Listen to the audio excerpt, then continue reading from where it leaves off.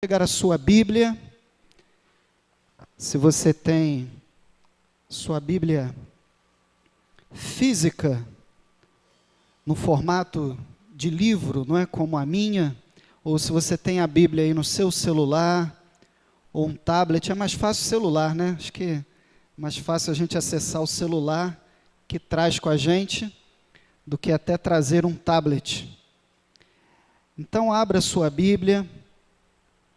Nós estaremos meditando na palavra do Senhor, como já temos feito durante alguns domingos à noite, meditado nos livros das crônicas, o livro das crônicas dos reis. Eu convido você a abrir a sua Bíblia no primeiro livro das crônicas, no capítulo 16. Primeiro livro das crônicas, capítulo 16. Fica no Antigo Testamento, passa aí os primeiros livros da Bíblia.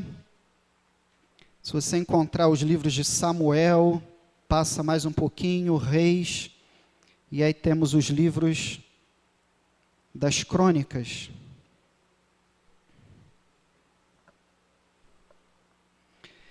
Na verdade, este é um livro só. Nós temos apenas um livro, o livro das crônicas, que depois foi dividido em dois livros. O primeiro livro das crônicas e o segundo livro das crônicas. Mas, na verdade, é um livro só. O livro das crônicas dos reis de Israel. Ou o livro que conta os feitos dos reis de Judá, de Israel, do Reino Unido de Israel e depois também do Reino de Judá. E nós vamos ler então o primeiro livro das crônicas, capítulo 16, a partir do versículo 4. Eu quero meditar com os irmãos nesta noite no tema Ação de Graças diante do Senhor. Ação de graças diante do Senhor. Você pode falar comigo este tema para você gravar? Ação de graças diante do Senhor. Mais uma vez. Ação de graças diante do Senhor.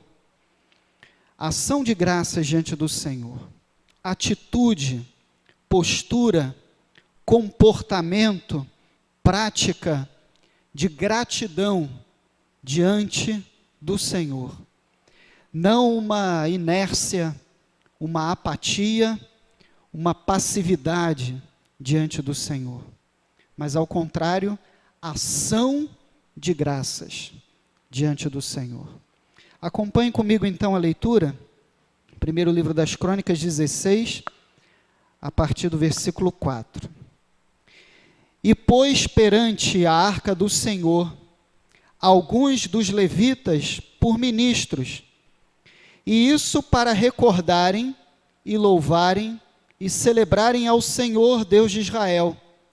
Era Asaf o chefe, e Zacarias o segundo, e depois dele Jeiel e Semiramote, e Jeiel e Matitias, e Eliabe, e Benaía, e Obed-edom, e Jeiel, com alaúdes e com harpas. E Asaf se fazia ouvir com símbolos. Também Benaía e Jaaziel, os sacerdotes, estavam continuamente com trombetas perante a arca do concerto de Deus. Então, naquele mesmo dia, entregou Davi em primeiro lugar o salmo seguinte, para louvarem ao Senhor, pelo ministério de Asaf e de seus irmãos. Louvai ao Senhor, invocai o seu nome, fazei conhecidos entre os povos os seus feitos, cantai-lhe, salmodiai-lhe, atentamente falai de todas as suas maravilhas, gloriai-vos no seu santo nome, alegre-se o coração dos que buscam o Senhor, buscai o Senhor e a sua força, buscai a sua face continuamente, lembrai-vos das suas maravilhas que tem feito, dos seus prodígios, e dos juízos da sua boca. Vós, semente de Israel, seus servos, vós, filhos de Jacó, seus eleitos, Ele é o Senhor nosso Deus. Em toda a terra estão os seus juízos. Lembrai-vos perpetuamente do seu concerto e da palavra que prescreveu para 1000 gerações. Amém? Deus abençoe a sua palavra aos nossos corações. Vamos então pensar nesta noite, com base neste texto. Como disse no início e volto a falar, estamos todo domingo à noite meditando no livro das Crônicas. Então vamos pensar neste texto do primeiro livro das Crônicas 16, sobre ação de graças diante do Senhor. Você precisa ter diante do Senhor ação de graças, atitude de gratidão, comportamento de gratidão, prática de gratidão diante do Senhor. Mas muitas vezes nós cristãos, nós não temos essa prática, nós não temos ação de graças diante do Senhor, mas ao contrário vivemos numa inércia, numa paralisia, não vivemos uma ação de graças, não vivemos uma postura, uma atitude de gratidão, mas ao contrário temos a tendência a viver uma inércia, uma paralisia, uma passividade, uma apatia diante do Senhor. Mas nós crentes não podemos viver assim, nós não podemos viver diante do Senhor uma apatia, e aí nem sequer vai ser de graças, não é? De gratidão, porque como eu vou viver uma apatia, uma inércia, uma passividade, e isso ser então de graças diante do Senhor, de gratidão, se eu vivo assim, não é? Uma apatia, eu estou diante do Senhor, mas eu estou inerte, passivo. Deus me abençoa, Deus me guarda, Deus é meu Senhor, e eu estou diante do Senhor numa passividade. O que nós precisamos viver é a ação de graças diante do Senhor. Diga mais uma vez comigo o tema desta noite. Diga, ação de graças diante, diga, ação de graças diante do Senhor.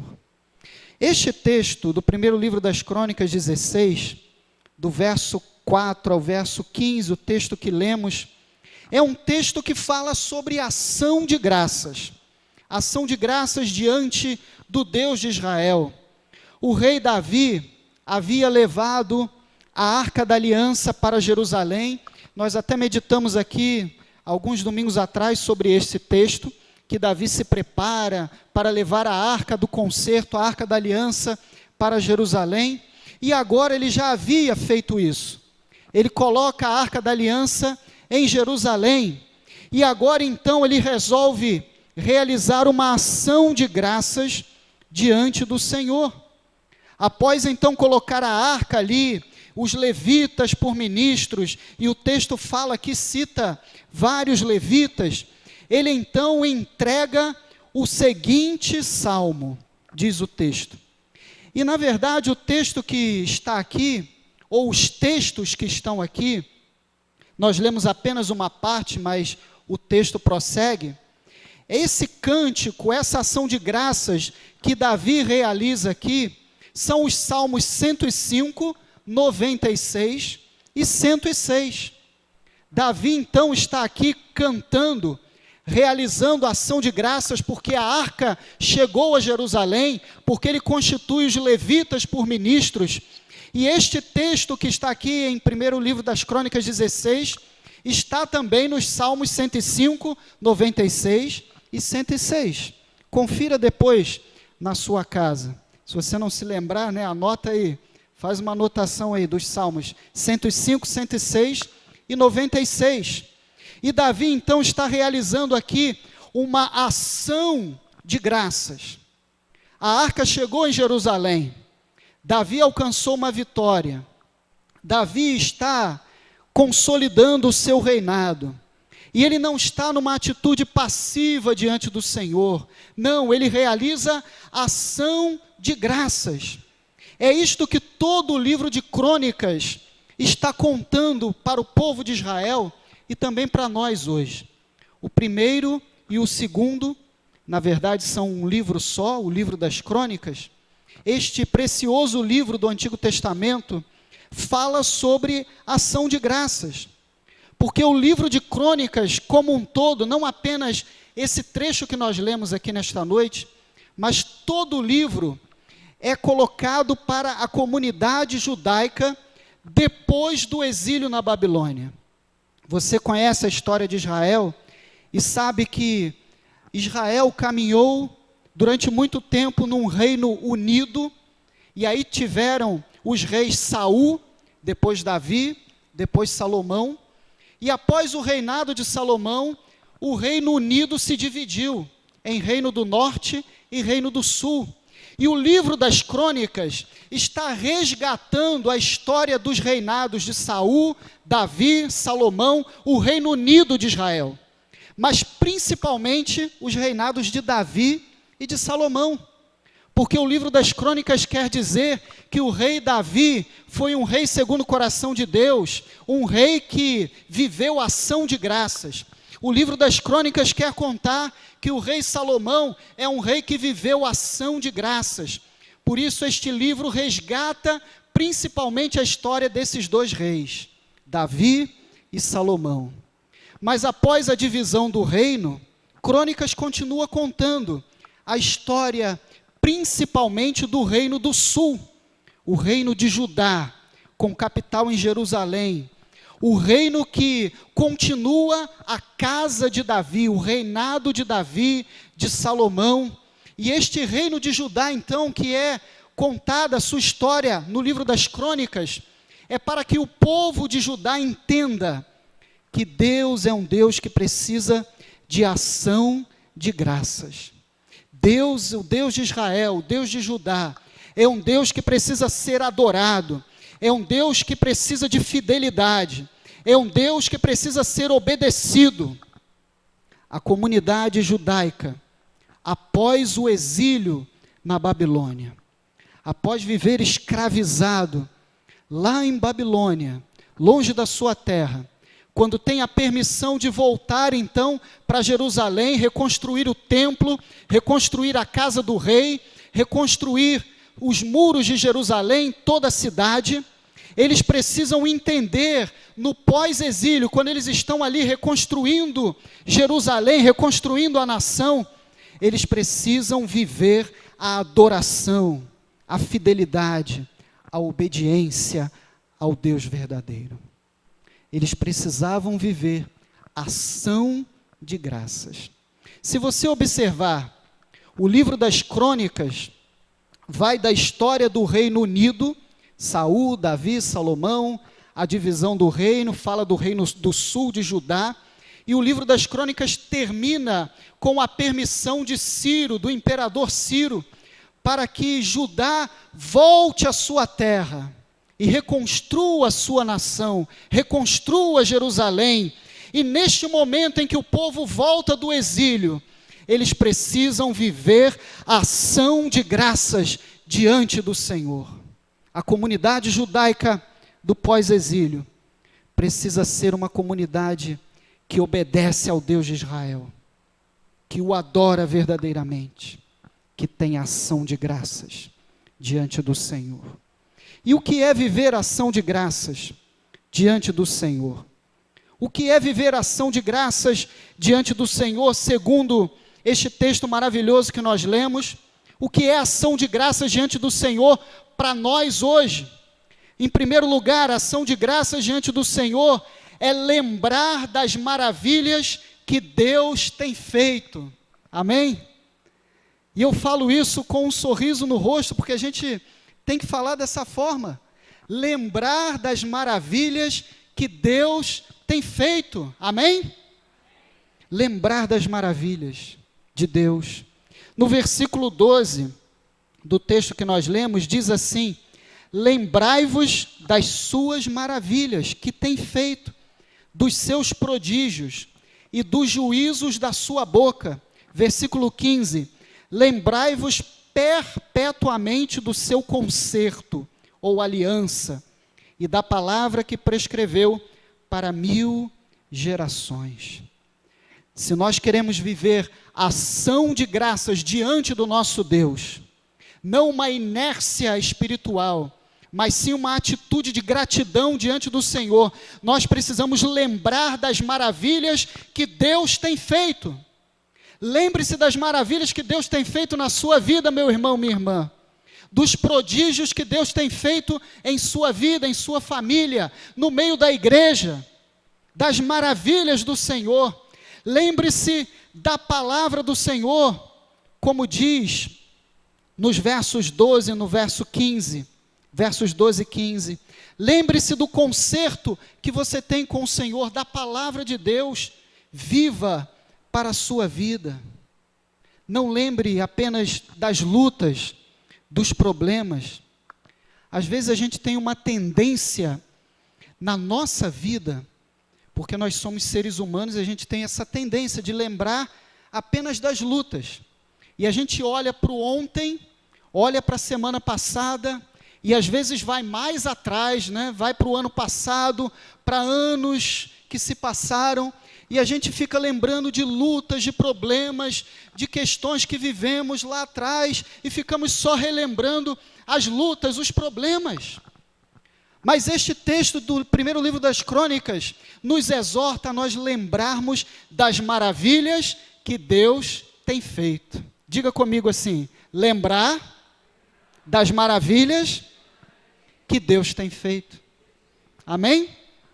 Lembre-se das maravilhas que Deus tem feito. Não se lembre apenas das lutas, dos problemas, das angústias, dos desafios que você viveu lá atrás.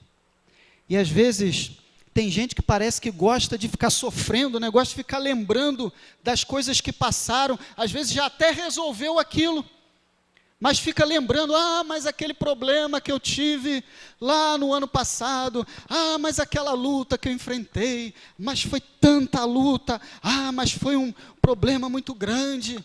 Meu irmão, minha irmã, já passou. Lembre-se das maravilhas que Deus tem feito. O livro de Lamentações nos coloca essa questão, nos exorta a vivermos assim. Lamentações 3 fala, quero trazer à memória aquilo que me dá esperança. Temos alguns hinos sobre isto, cantados sobre essa mensagem. Quero trazer à memória o que me dá esperança. Jeremias não fala ali em Lamentações, eu estou vivendo aqui um momento difícil, o povo de Israel está vivendo um momento muito difícil, complicado, então eu vou trazer à memória as lutas, então eu vou trazer à memória desgraças, então eu vou trazer à memória tragédias. Não, ele não fala isso. Jeremias fala, estamos vivendo tantas lutas, como povo de Deus, como povo de Israel, então eu quero trazer à memória aquilo que me dá esperança. Lembre das maravilhas que Deus tem feito. Deus tem feito maravilhas na sua vida? Amém? Amém? Deus tem feito maravilhas na sua família? Deus tem feito maravilhas no meio da igreja? Deus tem feito maravilhas em nossas vidas, em nossas famílias. Deus tem feito maravilhas, sim, e nós precisamos lembrar das maravilhas que Deus tem feito. Lembrai-vos das suas maravilhas que tem feito, dos seus prodígios, dos juízos da sua boca, lembrai-vos perpetuamente do seu concerto. Eu me lembro, falando sobre alegria, esperança, lembrar das maravilhas, e também, ao contrário, não é, das maravilhas, da alegria, das tragédias, dos problemas que temos em nossa vida, eu me lembrei de um desenho antigo, não sei quantos aqui vão lembrar, mas um desenho que fez parte da minha infância, né, muito tempo atrás, do leão da montanha e da hiena. Quem lembra aqui desse desenho? Tem muita gente que lembra, né? Irmão Francisco lembra. Esse desenho tinha a hiena, que é um animal que, já viram, a hiena ela fica só rindo, né? Fica assim. Mas nesse desenho do leão da montanha e da hiena, a hiena só vivia reclamando. E ela ficava dizendo o quê? Ó vida, ó céu, ó azar. Depois procurem lá no YouTube, deve ter. Procurem na internet. Pessoal aí que não lembra desse desenho, né, Luan? Não é da sua época. Não é da sua época, pastor Gil. Então a hiena ficava dizendo o tempo todo assim, ó vida, ó céus, ó azar, reclamando o tempo todo. Ó vida, ó céus, ó azar. Tudo que acontecia no desenho, ela falava, ó vida, ó céus, ó azar. Nós precisamos lembrar das maravilhas que Deus tem feito e não vivermos a vida cristã assim. E tem crente que fica vivendo assim, ó vida, ó céus, ó azar. Acontece algo, reclama, não acontece, reclama. A gente não pode viver assim, reclamando. Nós não podemos viver nossa vida cristã assim. Temos vivido nesse início de ano algumas tragédias, não é, no nosso Brasil. A tragédia de Brumadinho, terrível. Teve a tragédia lá no CT do Flamengo, depois também no Clube do Bangu. Outras tragédias por causa da chuva. Perdemos aí um grande comunicador, grande jornalista brasileiro, Boechat, de uma forma trágica também, não é? Tragédias acontecendo. Mas nós não podemos ficar olhando só para isso, porque às vezes dá a impressão, e a mídia às vezes quer passar isso para a gente, que a vida é só de tragédias, não é? Aí acontece uma tragédia no dia, e a mídia noticia aquilo como se aquilo fosse algo grandioso. Mas a mídia não noticia o seguinte: pai acorda filho com um beijo, mãe acorda a filha com um beijo, família se abraça e está vivendo a vida. Pessoas foram bem para o trabalho e voltaram bem. Ninguém coloca essas notícias, porque certamente isso não vai vender, não é? Mas acontecem muitas coisas boas durante o dia, maravilhas que Deus tem feito, que Deus abençoa, e nós não podemos focar apenas nas tragédias. Quando nós lembramos das maravilhas que Deus tem feito, isto é ação de graças diante do Senhor. Mas nós precisamos viver ainda uma segunda ação de graças diante do Senhor, anunciar as maravilhas de Deus. Olha o versículo 8 e o verso 9. Do primeiro livro das Crônicas 16, diz assim: louvai ao Senhor, invocai o seu nome, fazei conhecidos entre os povos os seus feitos. Fazei conhecidos entre os povos os seus feitos. Verso 9, cantai-lhe, salmodiai-lhe, atentamente falai de todas as suas maravilhas. Nós precisamos lembrar das maravilhas de Deus, mas nós precisamos anunciar as maravilhas de Deus, fazer conhecidos os feitos do Senhor, falar das maravilhas de Deus, e entre os povos, isso significa entre todas as pessoas, porque às vezes a gente pensa que está falando das maravilhas de Deus aqui em Neves, e que essa mensagem fica só em Neves, mas não, ela está em Neves, ela é para São Gonçalo, é para o estado do Rio, é para o Brasil, é para o mundo. Assim é o Evangelho, assim é a pregação da igreja. Fazer conhecidos os feitos do Senhor entre os povos. Cantar-lhe louvores. Você tem anunciado as maravilhas de Deus?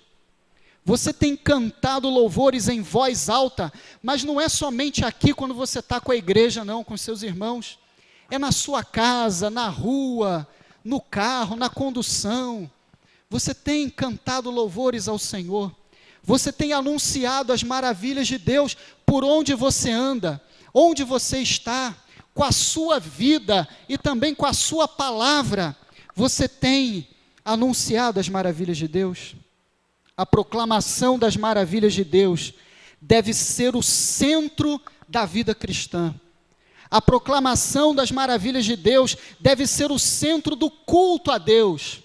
Quando nós estamos aqui reunidos em culto a Deus, é a proclamação das maravilhas de Deus que é o centro deste culto. Quando você cultua a Deus com a sua própria vida, no seu dia a dia, é a proclamação das maravilhas de Deus, que é o centro do seu culto a Deus. Proclame as maravilhas de Deus.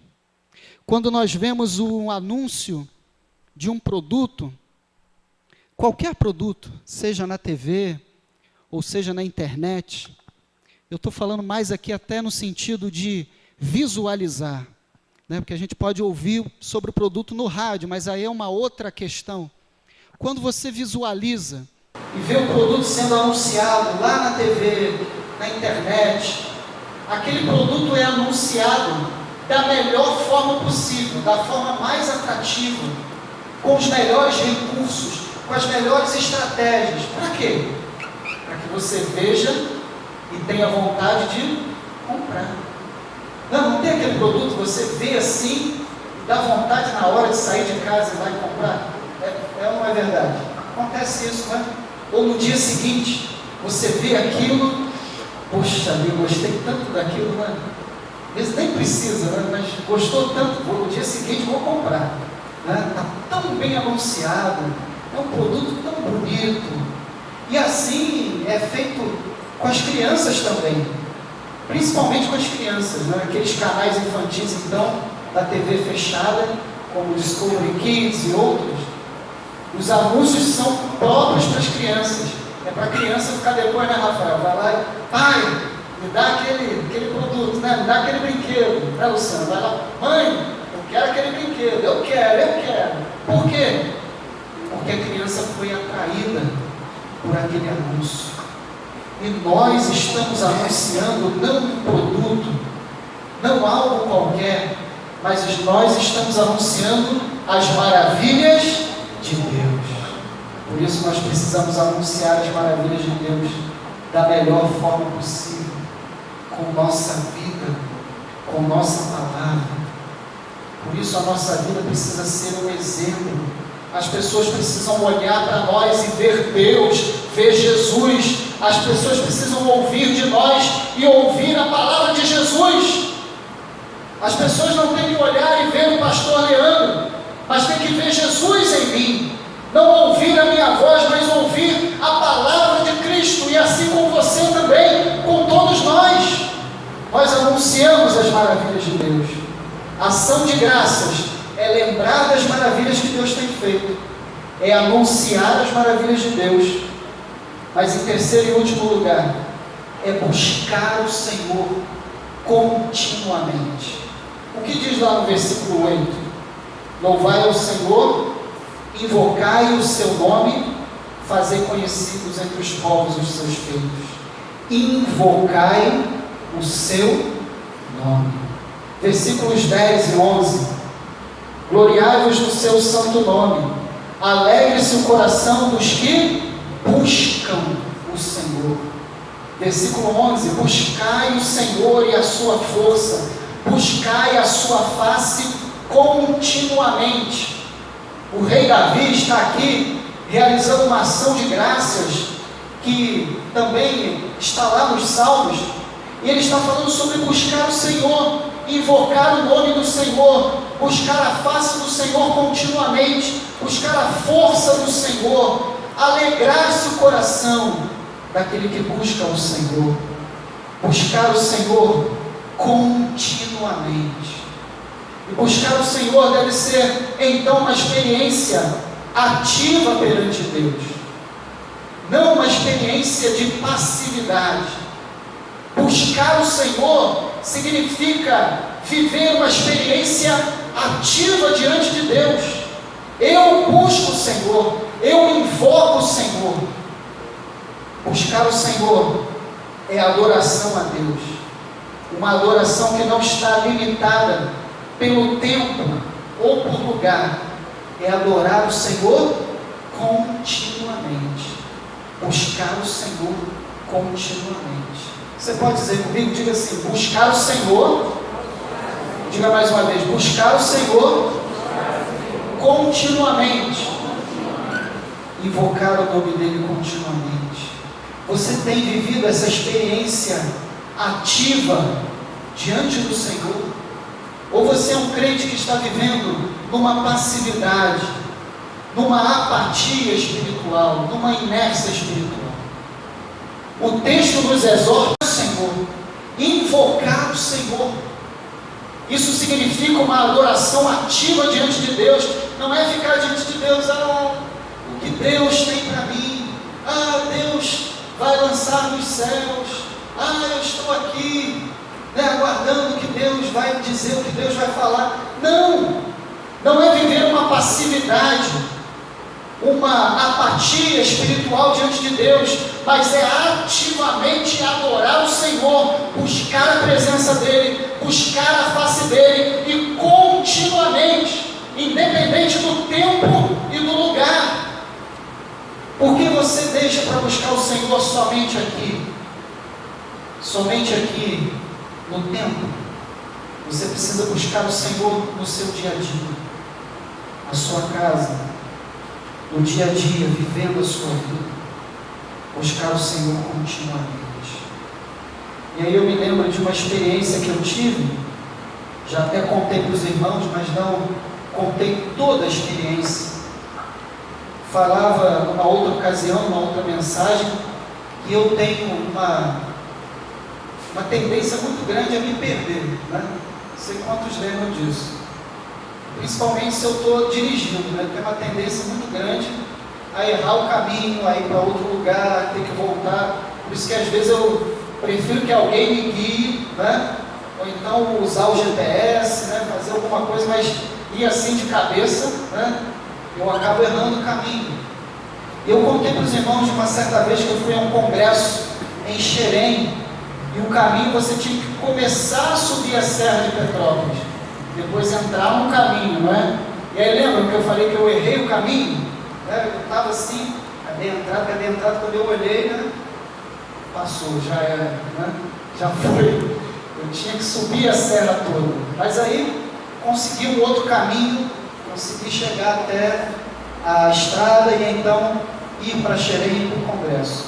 Mas aí no ano seguinte, eu estava com a Suzete, com a minha esposa, e aí nós íamos para o mesmo congresso em Xerém. E agora eu falei assim, agora eu não vou errar o caminho, né? Agora eu já sei, né? Só pegar o início da serra, né? Aí tem ali aquele caminho, eu vou entrar, e aí eu não errei, né? Suzete aqui é minha testemunha. Não, calma, vou chegar lá. Aí eu fui certinho, né? O caminho estava ali, entrei certinho, né? Não fui direto para como quem vai para Petrópolis. Entrei no caminho para Xerém. E aí fomos, né? Chegamos lá naquela BR, que eu esqueci o nome, 040, né? E aí entramos ali. Só que quando estava no caminho, eu feliz, né? Porque acertei dessa vez o caminho, quando eu olho a entrada para Xerém, eu tinha ficado para trás. Não errei a entrada lá em cima, na serra, mas errei lá embaixo. E não fui para a entrada certa de Xerém, continuei, né? Tivemos que fazer o retorno lá na frente, voltar. Mas por que eu estou dizendo isso para os irmãos? Porque naquele momento, tanto da primeira vez que eu me perdi, da segunda vez, eu e a minha esposa, eu busquei o Senhor. Porque quando nós erramos o caminho em nossa vida, nós podemos buscar o Senhor e devemos buscar o Senhor. E naquele momento eu senti a presença de Deus me confortando, me dando direção, me dizendo assim, você errou, né? Faz parte, você errou de novo, né? Mas você está me buscando, está buscando a minha face continuamente, está buscando adoração comigo, e isso não depende de tempo nem de lugar. Você está aí no carro, e está aí, né, em qualquer tempo, e buscando esta adoração, e é isso que nós precisamos fazer, irmãos, buscar o Senhor continuamente, independentemente de tempo, de lugar. A adoração precisa ser uma atitude da minha vida, a adoração precisa ser uma atitude da sua vida. A adoração é iniciativa do crente, é iniciativa da igreja. Uma das missões da igreja é viver para adorar a Deus, e isso precisa ser iniciativa do crente da igreja, viver para a adoração. Mas não é adoração apenas aqui no templo, é a adoração do dia a dia, é a minha vida como culto a Deus em tudo que eu faço, por onde eu vou, onde eu estou. A adoração precisa ser individual, precisa ser uma iniciativa individual do crente. Eu preciso viver no meu dia a dia, segunda, terça, quarta, quinta, etc., uma vida individual de adoração a Deus. A minha vida precisa ser uma vida de adoração, mas também nós precisamos ter a adoração coletiva, e é por isso que a igreja se reúne. Por isso que quando muitos dizem assim, mas não tem necessidade de igreja, tem sim, amém? Amém? Mas não, eu fico em casa e adoro lá. Não. Mas eu posso, eu sou crente em Jesus, eu tenho fé em Jesus, eu posso ficar na minha casa, e aí abrir a palavra e adorar, e então ver um culto na TV, ou ouvir no rádio. Nós precisamos nos reunir como igreja, a não ser, é claro, que alguém esteja passando por algum problema, alguma enfermidade, não pode deixar a sua casa. Mas fora isso, nós precisamos nos reunir coletivamente para adorar. A adoração precisa ser estilo de vida. Precisamos ser crentes que vivem a adoração como estilo de vida. Vocês estão entendendo? Não é apenas cantar, não é apenas estar aqui vivendo esse momento, ouvindo uma pregação, cantando, louvando o Senhor, recitando textos, orando. Não, é no nosso dia a dia, ter a nossa vida como culto a Deus, como ação de graças a Deus. A nossa vida precisa ser uma vida de adoração, e o crente precisa ter a adoração como estilo de vida. O texto diz, no verso 10, alegre-se o coração dos que buscam o Senhor. Buscar o Senhor é fruto de amor a Deus. Você ama a Deus, você se alegra diante do Senhor, então busque a presença de Deus. Viva a ação de graças diante do Senhor. Lembre das maravilhas que Deus tem feito. Anuncie as maravilhas de Deus. Busque o Senhor continuamente. Amém? Lembre-se dessa palavra. Ação de graças diante do Senhor. Lembrar das maravilhas de Deus. Anunciar as maravilhas de Deus. Buscar o Senhor continuamente. Isso é ação de graças diante do Senhor. Feche os seus olhos. Coloque sua vida.